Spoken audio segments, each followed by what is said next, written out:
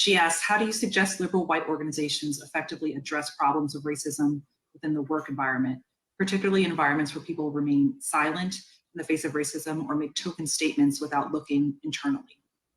So she's from Berkeley. Surprise. How do you suggest liberal white organizations? I guess that's a thing. I didn't realize that was, but I guess it is. Effectively address problems of racism within a work environment. If you're liberal, that shouldn't be a problem. And this is the point that I bring up all the time. Well, Larry, you must be a racist. You must be bad. If you think I am, and many of you might think that's fine, whatever you want, you can just go to, I think it was called State and Country. When I ran my campaign, this organization, it's like a magazine. No, it's a news outlet. They surveyed all of the gubernatorial campaign teams. So 5 people running for governor in 2018. I was one of the 5. I had, they said, I had the most diverse staff. I don't have quota systems. I never have, never will, never do. And they said I had the most diverse staff. So how do you suggest liberal white organizations affect this?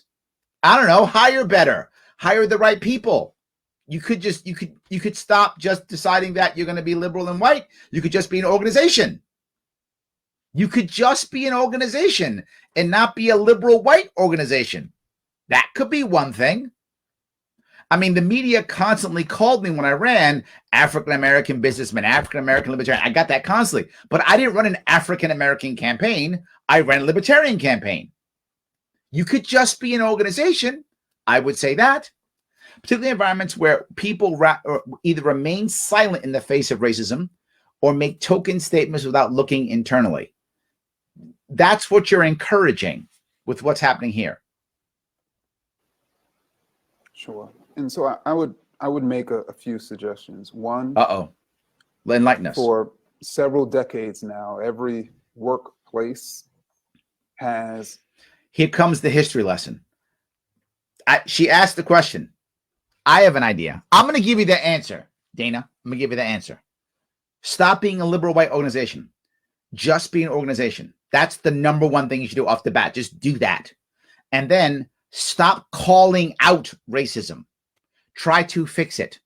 Look at yourself and say, if my organization is all white, and that's what it is, ask yourself, is that because the only people in this country that we could hire were white, they were the best people, or did we look in the wrong places?